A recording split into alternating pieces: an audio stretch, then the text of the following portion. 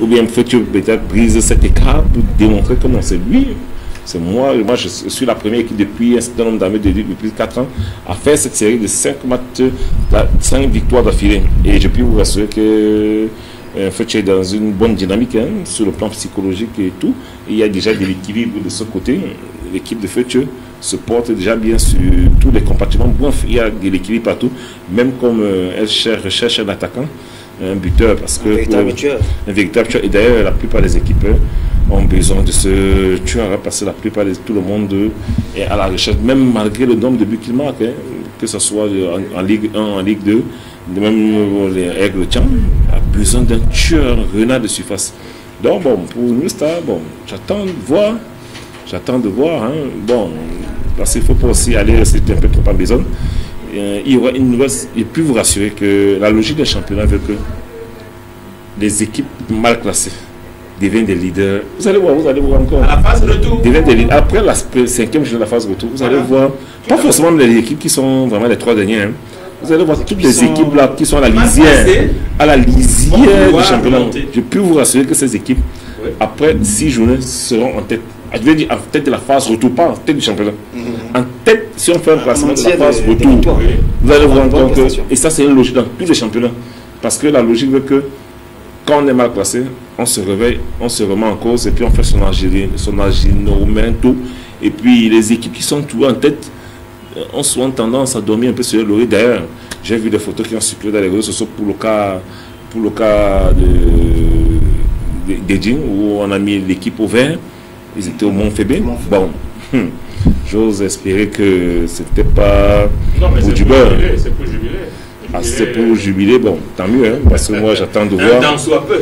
Parce que si déjà on est dans l'euphorie en milieu du championnat, parce que c'est que généralement la mise au vert, c'est pour mettre les joueurs dans des conditions de concentration, de sérénité, et puis bon, et rebooster, bon, c'est pour réoxygéner. Ça, c'est le thème que je cherche, c'est pour réoxygéner les joueurs. Bon, mais là, tel que j'ai vu dans les photos des réseaux sociaux, ça donne l'impression qu'on avait tendance un peu, on jubilait un peu, c'est comme si on était un peu euphorique. Bon, non, mais peut-être qu'ils jubilent par rapport à leur titre honorifique de la phase aller. Non, mais on peut quand même les accorder ça, parce que les stats honnêtement parlent en faveur de cette équipe. Rendez-vous quand même compte que les 5 dernières éditions, 3 des 5 équipes qui finissent première à la phase aller, automatiquement prennent le titre. Il y en a une parce qu'il y avait UMS, cette année il y a Eding, il y a cela 2 ans c'était Coton, à l'exception peut-être de Coton et de Union, parce que l'Union en 2012 à la phase aller ne figure nulle part, mais avec cette dynamique de 11 victoires réussi à gagner le titre. Vous avez également en 2000, je crois que c'est 2014, Coton qui surplace totalement Cosmos avec le vent en bout. Donc on peut, et surtout c'est une équipe qui est bien équilibrée, c'est une équipe qui joue bien, c'est une équipe qui produit du jeu, mais il faut toujours rester vigilant, il ne faut pas laisser les enfants penser que ça sera facile. Et surtout il faut quand même se dire, ça date qu'aucune équipe du centre n'a pu remporter le titre. La dernière équipe c'était le Canon de Yaoundé, et vraiment il est temps que le signe indien soit brisé, parce que ça passe très mal qu'au Cameroun, au centre, qu'on peut aligner pratiquement 12 saisons sans que l'équipe ne soulève le trophée. Ça passe vraiment très mal. Non, vraiment qu'Eding puisse continuer dans cette dynamique. Et puisqu'on parlait d'Eding et qu'on parlait justement des tueurs, et du côté d'Eding, il y a Raymond Fosso, un véritable buteur. Hugo Bossoquin parlait tout à l'heure des équipes qui n'ont pas de véritables tueurs. On peut dire justement qu'à Eding, il y a un tueur, parce que Raymond Fosso, il met des buts après chaque 2 matchs quand même. Et d'ailleurs, hier, il a été rattrapé par Ronald Nga, grâce à son doublé. Hier contre Yossa, il a été rattrapé, et il y a quelques longueurs d'eux aussi, il y a Elimbi. Parce que cette année, contrairement à l'an passé, cette année, il y a de la compétition au niveau des buteurs. Parce que l'an passé, on se souvenait que le meilleur buteur avait 12 buts. 12 buts selon, et il était suivi de Tchouameni qui avait 10 buts. Et parmi les 10 buts, il y avait la moitié des buts étaient sur pénalty. Donc, c'est pour vous dire à quel point l'an passé, il y avait, peut-être, je ne sais pas si c'est dû au confort des infrastructures, c'est dû au fait que la surface sur laquelle on joue est confortable, mieux que le terrain nu l'an passé. Cette année, quand même, nous sommes à mi du championnat, et déjà on est à 3 longueurs du meilleur buteur de l'an passé. c'est un bon présage déjà. Ça suppose que si on va sur cette logique, le meilleur buteur peut avoir un meilleur buteur à 18 buts, 20 buts. Ça, c'est de bon. On n'a plus vu ça depuis longtemps parce que généralement, les meilleurs buteurs restent à 14, 12, ces 4 dernières années. Et l'an passé, on a franchi le Rubicon avec moins de 15 buts pour un championnat du professionnel. Ça ne se fait pas. Ça ne se fait. Soit ça veut dire que toutes les équipes ont opté pour une animation de jeu défensive, soit... Mais ça peut s'expliquer aussi que les gars, lorsqu'ils marquent 10 buts, les sollicités, ils s'en vont. Sauf que l'an passé, les deux meilleurs buteurs de l'an passé, Platini, Kaham et Chouameni, ont fait une saison pleine. C'est vrai que Raymond Fosso-Kouyaté, généralement, chaque fois qu'il est meilleur buteur, il part. Mais cette année, il a dit qu'il a joué, qu'il a fini tout le championnat. Mais on attend voir parce que nous sommes en période de mercato. C'est la période ouverte pour le marché. Et cette période finit en août. Ne soyez pas surpris. Vous avez compris. Alors on va terminer par cette équipe, le Racing de Boston, depuis la démission de Tao. On voit justement une nouvelle dynamique du côté du Racing. Le Racing qui n'est plus engagé, n'est-ce pas, dans les mauvais résultats. Est-ce que justement Tao qui a laissé l'équipe, le Racing a compris justement qu'il devait gagner? Parce que non, mais il faut aussi dire qu'il y a eu cette bouffée d'oxygène qui est arrivée. Il y a eu, bon, pas seulement congé le camp, il y a eu cette bouffée d'oxygène qui est arrivée où on a apporté un peu d'argent, pratiquement 15 millions pour l'équipe. Et je pense que cet argent, avec les 16 millions de MTM, cet argent, n'est-ce pas, à bousquer, ça fait qu'on peut facilement payer les primes, on peut facilement motiver les gars. Et les résultats, vous savez, le football, c'est l'argent. Vous voyez, vous n'avez pas d'argent, vous ne pouvez pas gagner de match. Parce que lorsqu'un gars sait qu'il va jouer tel match, lorsqu'un gars sait que ça tourne de match s'élève à 100 000, mais je vous assure, il doit donner tout ce qu'il a dans le ventre. Mais si vous jouez, et après on va vous dire, on va voir après, vous jouez parce qu'on va vous dire, c'est une équipe mythique. Vous jouez parce qu'après on va vous dire, vous êtes dans l'antichambre de l'équipe nationale. Vous jouez parce qu'on va vous dire, il y a de cela longtemps, on gagne des titres, ça ne passe plus. Les joueurs ont besoin d'être entretenus. Ça s'explique tout simplement par le fait que ventre affamé n'a point d'oreille. Mais comme cela se pratique dans certaines équipes, on va dire que non, je ne vais pas la nommer, où les gars jouent carrément, il n'y a pas de prix, il n'y a pas d'argent, et on espère quand même avoir des résultats avec des gars qui ont faim. Le canon aura bientôt des subventions. Vous parlez de la passion. Il faut dire qu'au classement de cette 17e journée, c'est Edine qui tient les règnes avec 34 points, suivi de l'UMS 28 points, Stade Renard 27 points, Fêtieux 26 points. Oui, Stade Renard 4e parce que Coton a gagné avec le match de Coton. Ah oui, justement, je n'ai pas actualisé. Le match de Coton. Coton monte à la deuxième position. Et Coton même, il y a deuxième. Oui, 28 points. Dragon 23 points, APGS 23, Bamboutos 22, Astre 21. Aigle Royal de Tchang 21, Unisport 21, l'Union 20, Yosa 20, Colombe New Style, l'homme de CFM joue la queue du classement. Alors, à la lecture du classement, Saint-Chaco, il faut dire que c'est le chassé croisé. Hein, il suffit justement d'un match nul pour que vous rejoigniez la zone rouge, parce que justement, si on prend à partir des Racins, vous allez constater que c'est l'écart est d'un point. Hein, donc du 10e au 14e justement, personne ne peut dire qu'il a échappé, parce que justement il suffit d'une défaite ou d'un match nul pour que vous soyez rétrogradé plus bas. Non, vous savez, ça prouve justement que le championnat est relevé. Bon, vous savez, c'est la logique dans les championnats. Vous avez des championnats qui se jouent à deux vitesses. C'est-à-dire vous avez deux équipes qui s'échappent totalement, jouent carrément le titre, et le reste, n'est-ce pas, c'est tient au taquet. Vous avez également un championnat qui se joue à trois vitesses. C'est-à-dire vous avez un groupe de 4 équipes qui jouent le titre, de la 5e jusqu'à la 16e place de ce jour. Et vous avez parfois les 5 dernières équipes qui jouent le maintien. Mais pour notre cas, je crois qu'on peut parler d'un championnat à deux vitesses. Parce que de la première jusqu'à la 5e place, les gars se tiennent les bons pas au coude à coude, mais l'écart n'est pas très grand. Maintenant, de la même Lyon blessé qui a 10 points n'est pas très distancé par rapport à une équipe telle que peut-être Dragon qui a 23 points. Parce que 23 points, il y a 13 points, c'est 4 matchs, c'est 4 victoires, 1 nul. Donc, ce qui n'est pas évident. Ce qui n'est pas impossible. Je préfère dire ce qui n'est pas impossible. Non, c'est bien possible parce que non, comment c'est impossible? En ce moment, c'est impossible. Non, vous allez prendre 4 victoires. Non, c'est possible. C'est possible. C'est possible. Laissez-moi vous rappeler un fait. Lyon blessé, sa première année au sein de l'élite, finit la phase aller étant 17e. C'est-à-dire, ils étaient avant-derniers, mais les gars ont réussi à un certain moment de se remonter. Et surtout que cette équipe traverse des crises parce que le spécial financier de cette équipe a un peu lésé l'équipe. Il ne met plus assez de moyens dans cette équipe. Imaginez qu'il peut revenir à l'émission centrale et dire bon, il injecte encore un peu du jus, un peu du riz, les gars vont se contenter. Et vous savez, une victoire, 2 victoires, ce n'est plus la même équipe. Ce n'est plus la même équipe. Donc, vous avez un championnat qui se joue à 2 vitesses. Vous avez un peloton, Eding, Coton, UMS, Stade Rennais qui va rejoindre le bas parce que pour cette équipe, moi je conseille que cette équipe va juste au championnat. Faites. Et maintenant, vous avez des autres équipes qui peuvent encore, parce que souvenez-vous déjà que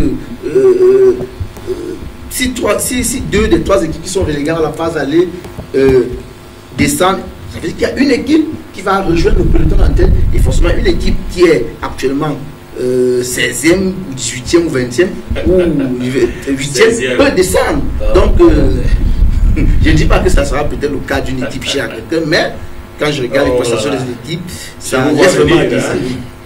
Vous en faites pas. Oui, avant que vous ne preniez la parole, là, il y a ce premier message de Bruno qui dit que on est fatigué justement du canon qu'on repêche à tout le temps, qu'on est toujours en train d'embrasser, que justement cette année canon doit descendre pour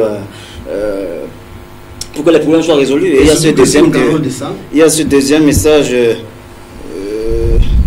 de André justement qui dit que c'est un supporter, c'est un Mangwabo, et il dit que Bambuto c'est indétrônable chez eux. Donc vous les canonniers, vous êtes avertis, ça sera justement une grosse rencontre de ce côté. Oui, écoutez Olivier, je vais répondre à ces téléspectateurs. À Bruno, voilà. Je dis en réalité, je commence par dire que la balle est ronde. Je peux commencer. Et deuxièmement, c'est lorsque le canon est au mur que le canon se réveille. Qu'on l'aide. Non, mais écoutez, parler de repêchage, ça c'est ce que l'on dit, ça c'est le dire. En réalité, le football, le canon joue sur du gazon, sur de la pelouse, comme tout le reste des clubs. Les de Foufou de Baham ne sont pas route. Non, mais attendez, oui, chacun est libre de donner son point de vue. C'est un libre choix. Mais tenez-vous tranquille, le jeu se passe d'abord dans les stades. Et c'est ça. Dans les bureaux?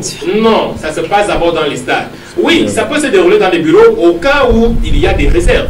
Lorsqu'il y a des réserves, vous savez, au cours d'un match, d'aucuns peuvent émettre des réserves suite à peut-être une incongruité, une incompétence ou une anomalie. D'aucuns peuvent émettre des réserves. Et ces réserves ne vont pas se discuter dans les stades. Ça va se résoudre dans des bureaux. Et c'est la raison pour laquelle vous avez des conflits qui sont résolus dans les bureaux. C'est la raison pour laquelle vous avez également le football des bureaux. Ça, c'est on vous a compris. Maintenant, on va passer que Bruno comprenne que le canon à l'est, le canon à ce moment est dos au mur. Le canon ne voudrait pas se retrouver en deuxième division et ça ne va pas arriver. J'espère que ce que vous dites sera justement par là, parce que entre la dit et le concret sur le terrain, c'est deux. Non, je vous donne encore. On prend une transition et on revient pour parler d'Alliance Indomptable.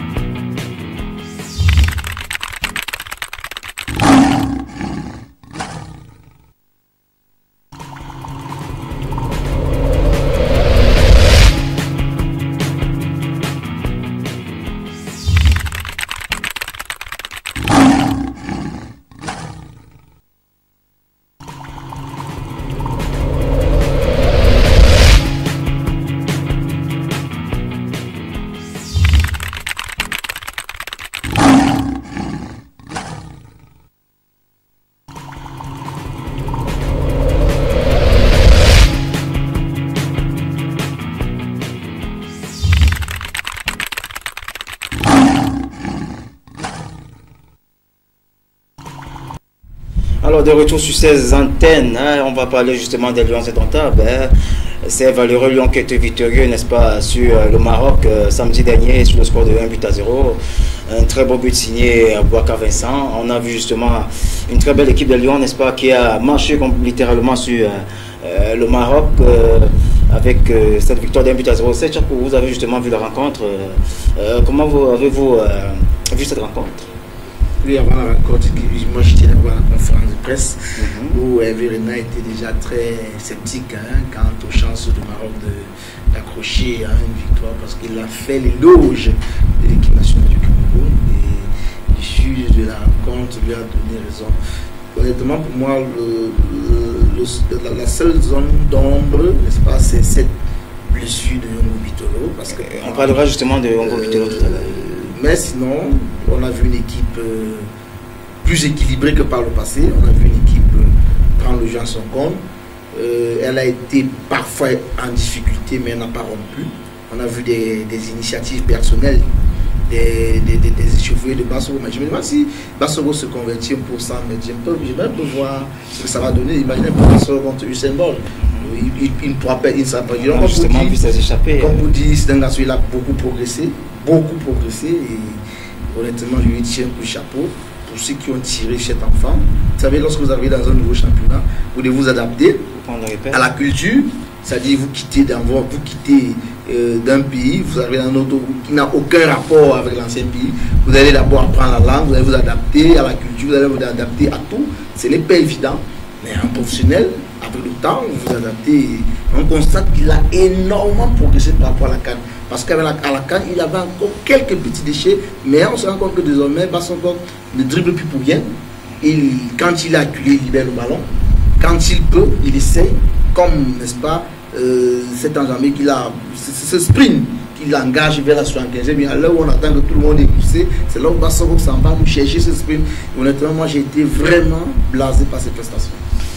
Émile Bokono, vous avez justement vu le match, un commentaire très rapidement. Oui, écoutez, M. Dogman, je dois dire que, a priori, c'était un match moyen.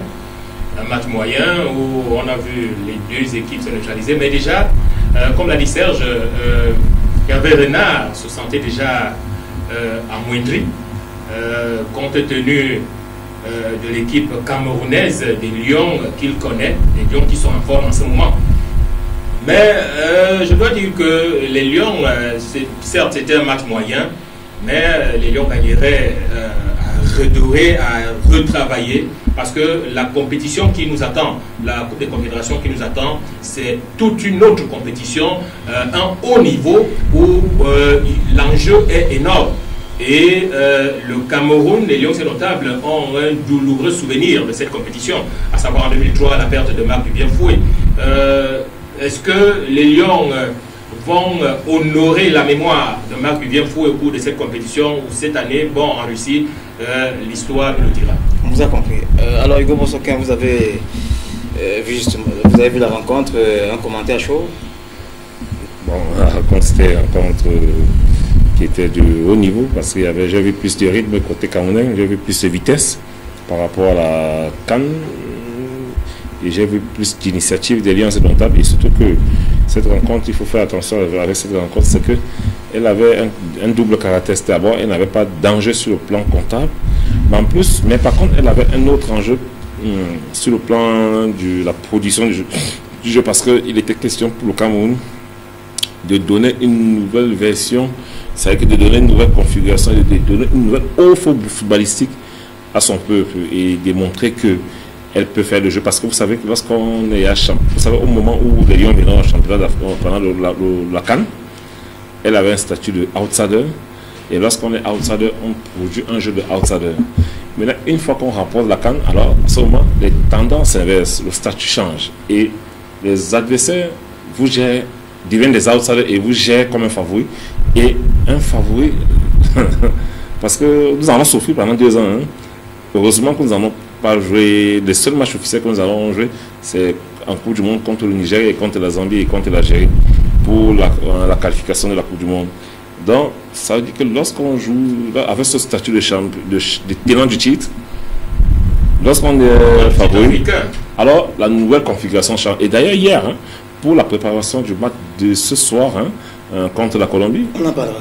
Commençons déjà à en parler, puisque c'est pas pourquoi on va traîner. Alors, je propose qu'on voit quelques images de cette rencontre à travers ce reportage.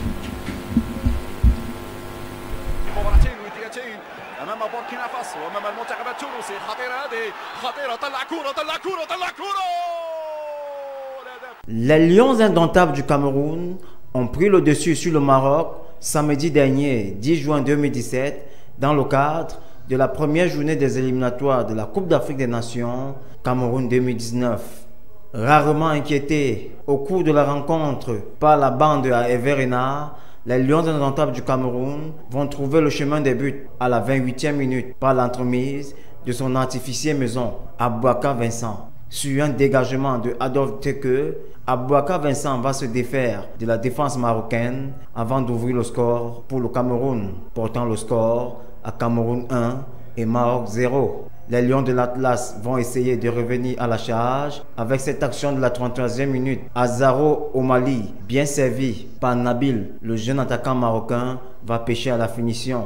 C'est d'ailleurs sur ce score de 1-0 que va s'achever la première période. Revenu à la seconde période, les poulains du Gobos vont une fois de plus lever le pied sur l'accélérateur avec cette action de Faye Collins à la 49e minute qui va trouver la tête de Arnaud Djoum. Une action qui sera suivie de celle de Zambo Aguissa qui va récupérer un ballon dans la défense camerounaise, se passer de 1, 2, 3, 4 joueurs marocains avant de trouver Abouaka Vincent qui va pêcher à la finition. Le même Christian Bassobok qu'on va retrouver à la 63e minute avec ce tir de 25 mètres renvoyé par le dernier rempart marocain Moumi. Au finish, les Lions vont s'imposer sur le score de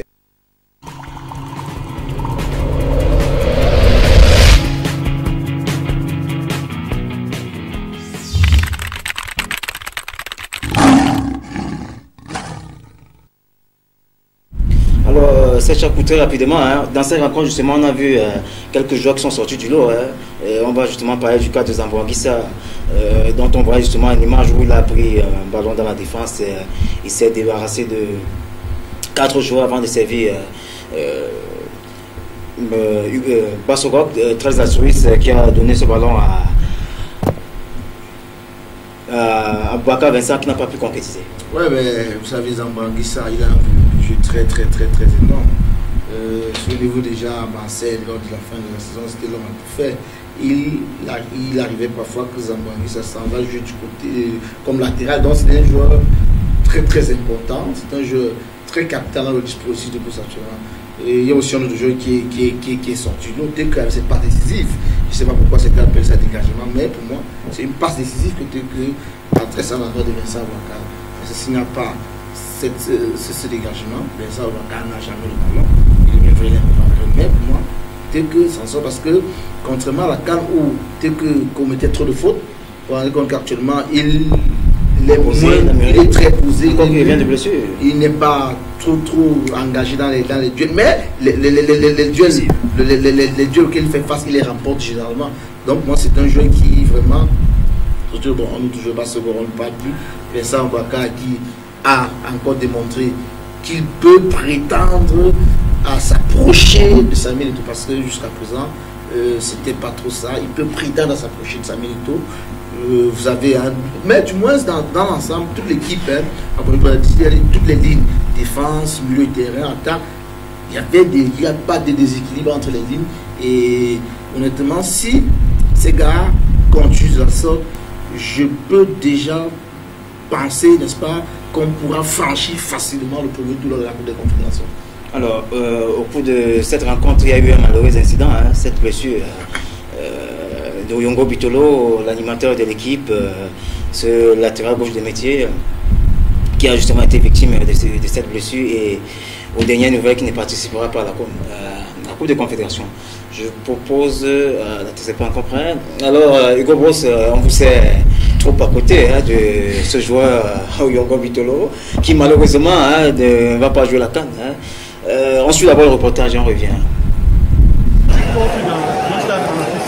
Au Oyongo Bitolo, le défenseur latéral gauche, a été gravement blessé pendant le match comptant pour les éliminatoires de la Coupe d'Afrique des Nations de football Cameroun 2019 contre le Maroc samedi dernier au stade Omisport Amadou Ahidjo. Le verdict est implacable. Le joueur d'Impact Montréal sera absent des stades pendant 7 mois et par ricochet de la Coupe des Confédérations prévue en Russie dans quelques jours. Le diagnostic des médecins et l'IRM mené dans un centre hospitalier de la cité capitale indique qu'il y a une rupture du tendon rotulier. En clair, il devra subir une intervention chirurgicale. La tanière perd ainsi là un animateur car pour un moral de fer, il faut un peu de détente.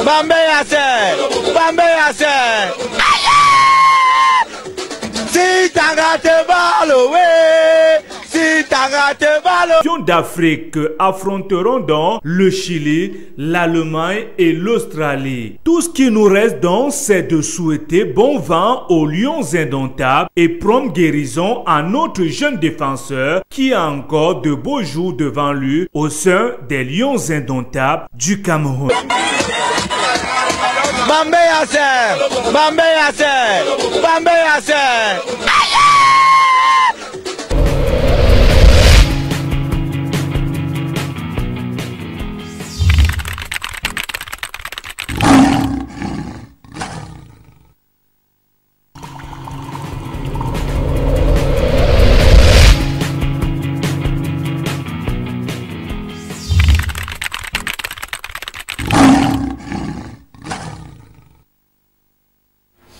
On va dire dommage que Oyongo ne participera pas à la Coupe des Confédérations. Alors, comme je le disais tantôt, Hugo Boss, vous qui êtes proche quand même de ce joueur, est-ce qu'on peut avoir un commentaire à propos? Parce que justement, Oyongo ne participera pas à la Coupe des Confédérations, qui est justement pour un joueur de sa trame, mais un moyen encore de se hisser, n'est-ce pas, de gagner en expérience quand on sait justement que la Coupe des Confédérations c'est une mini Coupe du Monde. C'était justement un tremplin pour lui, n'est-ce pas, de pouvoir encore montrer de quoi il est capable. Bien sûr, évidemment, sa blessure constitue une perte pour cette équipe. C'est vrai que bon, il n'est pas indispensable, il est utile, il n'est pas indispensable, il est remplaçable. Bon, peut-être il est remplaçable peut-être sur le plan du jeu, mais est-ce qu'il est remplaçable sur le plan de l'homme, de l'animateur qu'il était? Parce que non seulement il était un animateur sur le terrain, mais il était un animateur hors du terrain. Pourquoi j'ai été? Je ne sais pas de lui comme s'il était... Oui, parce que j'ai tendance à parler de lui comme s'il était décédé. Mais il est toujours vivant, rassurez-vous. D'ailleurs, actuellement, je vous parle depuis 15 minutes. Il est déjà... Il est en route, non, il est déjà arrivé. Il est arrivé à Alcacon, qui est une banlieue de la ville barcelonaise, chez le professeur chirurgien Esquane. Donc, il est dans la clinique depuis 1h30 et il est censé être dans le bloc opératoire depuis 15 minutes. Donc, nous prions pour que l'opération se passe bien, parce que si l'opération peut aussi bien se passer, attention. Donc, nous prions pour que l'opération puisse avoir un succès, mais je peux vous rassurer que cette opération va bien se passer, parce que ce professeur a un succès à 100%. C'est un spécialiste. Oui, c'est un spécialiste, et c'est pas pour rien qu'on a traversé des frontières. On a laissé même les États-Unis, on a laissé partout, il arrive à Madrid, on laisse Madrid. Bon, c'est pas pour... Bref, on n'est pas allé, il n'a pas été ciblé par hasard, et je peux vous rassurer que peut-être on a annoncé qu'il était indisponible pour 6 mois. 6-7 mois, mais ne soyez pas surpris d'apprendre que, après l'opération, c'est peut-être 3 mois. Ne soyez pas surpris, parce que ce chirurgien, c'est un, je ne sais pas comment dire, c'est un homme qui fait des miracles. C'est un spécialiste. Surtout que Hugo, on traitait ce genre de blessures pour une période de 6 mois, il y a de cela 15 ans. Oui. Les méthodes ont évolué. La science a évolué. Donc, nous sommes vraiment surpris qu'on quitte. Vous savez, les 6 mois, on va parler de 3 mois, 4 mois. Souvenez-vous, cette blessure qu'Eto avait eue, on parlait de 9 mois, 10 mois, mais en 3 mois, Eto c'était sur les jambes. Donc, à un certain moment, n'allons pas très vite dans le besoin. Je suis là, on annonce 7 mois, 8 mois, 10 mois, machin, non. Laissons aux spécialistes. C'est pas nous qui le disons. C'est de l'avis des spécialistes. Le premier diagnostic posé après le coup au stade Amadou Ahidjo, c'est le premier diagnostic qui a été posé par les spécialistes. Parce qu'il faut comprendre déjà qu'il y a eu des déplacements de la rotule. Attendez, permettez. Il y a eu déplacement de la rotule, il y a eu rupture des ligaments rotuliens, c'est pas moins. Et sachez que lorsque Abega Théophile quitte les Lions de Notables, lorsqu'il quitte la haute compétition, c'est suite à une fracture au genou. Lorsque Jean Manga Ongene quitte la haute compétition, c'est également suite à une... très rapidement. Sauf que ce qu'il oublie de vous dire, c'est qu'il y a des 35 ans. Je voulais vous faire comprendre que lorsque vous avez un choc au genou, même Samuel Eto'o, vous comprenez que le jeu de Samuel Eto'o n'a plus sa forme d'antan. Comment ça? Non, attendez. Puisqu'on tergiverse dessus, je propose d'abord qu'on suive le spécialiste. On va d'abord suivre le spécialiste William Gachou qui se prononce à propos. Comme vous le savez, Ambroise Oyongo a été victime lors du match Cameroun-Maroc d'une rupture de son tendon rotulien. C'est une blessure assez grave parce qu'elle nécessite une sanction chirurgicale. Et nous avons pris les dispositions pour voyager avec lui et nous sommes arrivés tous ensemble dimanche soir à Barcelone, à Madrid, et puis maintenant son transfèrement a été fait ce matin vers Barcelone. Alors qu'est-ce qui va se passer là-bas à Barcelone exactement? Donc en accord avec son club et la fédération, nous avons contacté le docteur Kouga qui est le chirurgien qui s'occupe assez réputé en Europe et qui s'occupe des équipes notamment comme Chelsea et de FC Barcelone. Et ce chirurgien le reçoit ce matin à 11h30. Donc Ambroise a été accompagné par un membre du staff médical en avion ce matin et il sera reçu dans 11h30.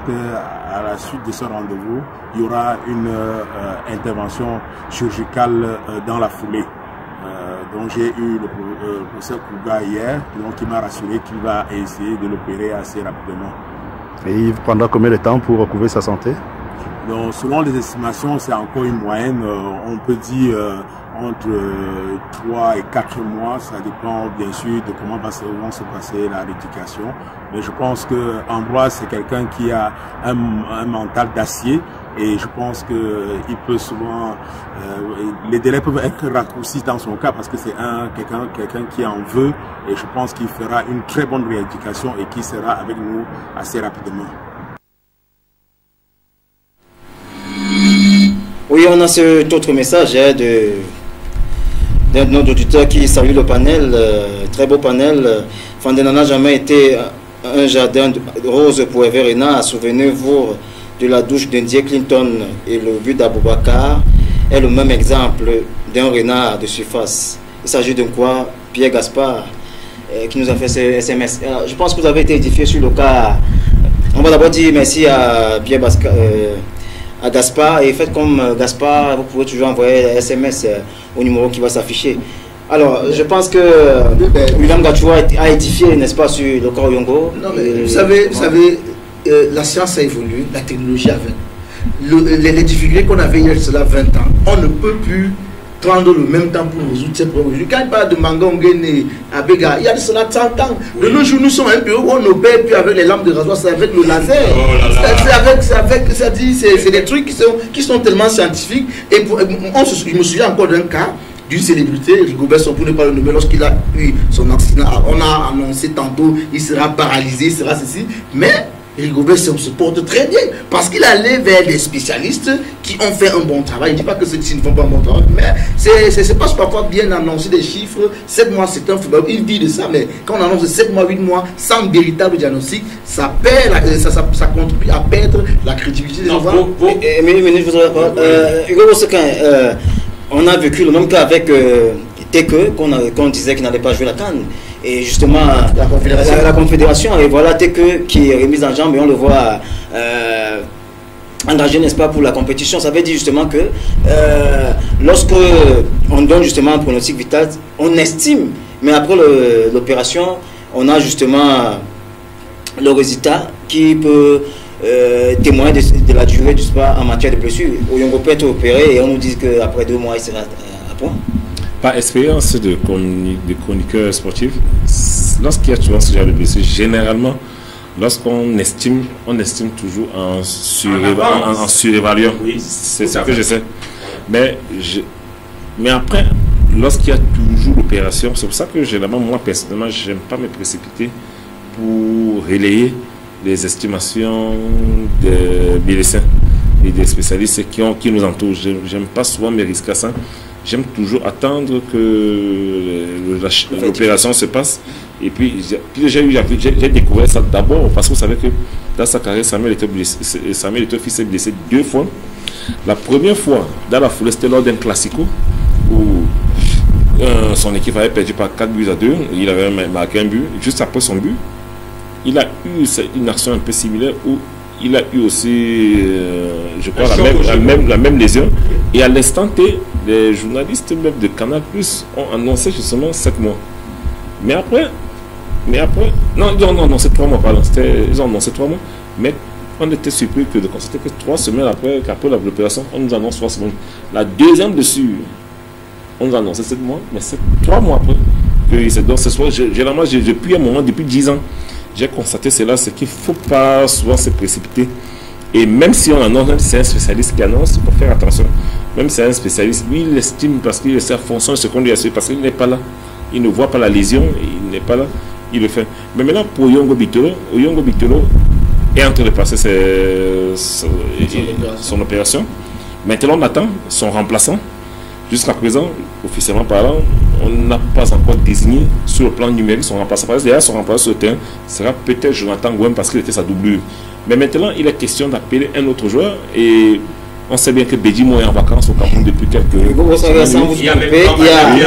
Il y a Romuald qui pose justement la question qui va remplacer Oyongo. Justement, j'étais en train de répondre. Ça veut dire que Bedimo, j'ai écouté Bedimo hier chez nos confrères d'Equinox dans l'émission 100% foot où dans sa communication, il semblait déjà se positionner comme le remplaçant parce que vous savez qu'en réalité, vous savez qu'à ce poste, Oyongo Bitolo était sa doublure, ou bien lui il était la doublure de Oyongo Bitolo parce que depuis 3 mois. Depuis 3 semaines, depuis quelques semaines.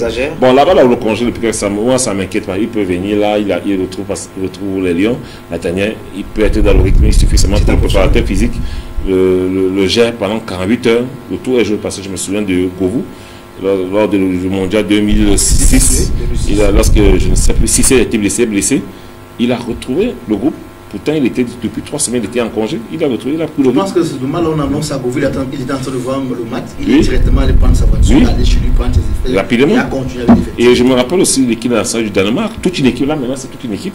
De manière globale, on les a pris là 10 jours avant un tournoi de l'Euro. Pourtant, les joueurs étaient en vacances, on les a pris et de manière, ils ont retrouvé le rythme.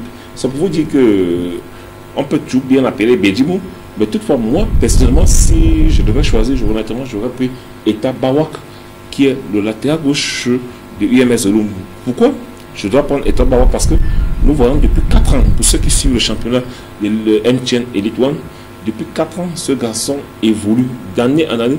Il gagne toujours un palier sur le plan technique et physique. Et pourquoi Eta Bawak?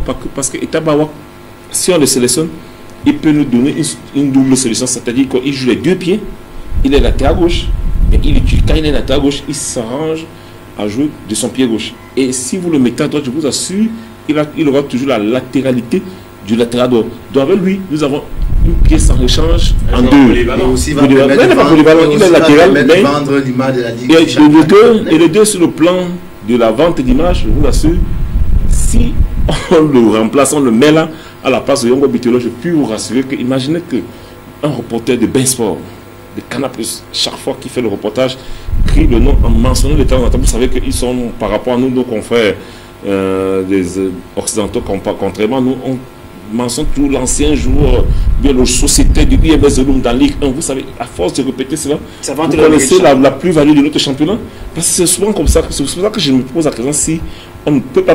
Parce que si c'est moi, le président de la fédération, honnêtement, j'impose que Urobos sélectionne Itabao. Même si après, on dit, on me traite, même si après, on me traite de dictateur pour dire qu'on impose à jouer honnêtement.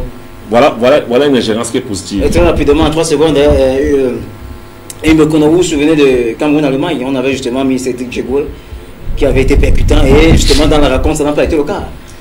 Oui, attendez, il y a plusieurs cas de figure. Hugo Bros peut décider d'aller comme ça sans remplaçant de Oyongo Bitolo. Non, il a encore le temps. Cependant, il y a encore le temps, je ne conviens pas. Mais cependant, juste après le choc d'Oyongo, plusieurs cas de figure ont également été annoncés. On a eu le cas de Franck Bagnac des Lionceaux qui a été évoqué, qui peut éventuellement remplacer Oyongo Bitolo. Mais cependant, le choix s'annonce difficile. C'est d'autant plus qu'il y a des potentiels remplaçants. Le choix s'annonce très très difficile pour le coach Hugo Bros. Mais cependant, il reste le seul maître à jouer. Et je pense qu'il prendra la meilleure décision.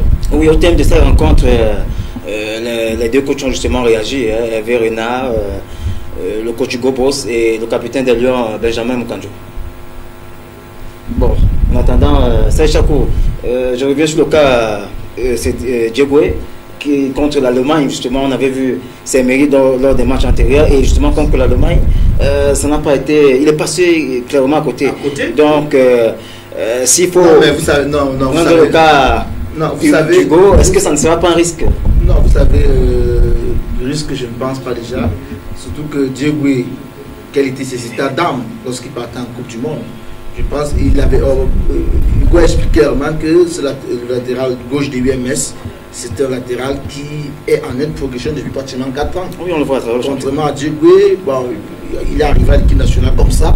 On ne savait comment est-ce qu'il a parcouru pour arriver à l'équipe nationale. Quel était son parcours? Quel était son parcours? Oui.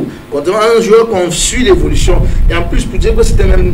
Les gens, le management qui était autour de lui était très, très, très foireux. Vous voyez, la Coupe du Monde, ce n'est pas un jeu.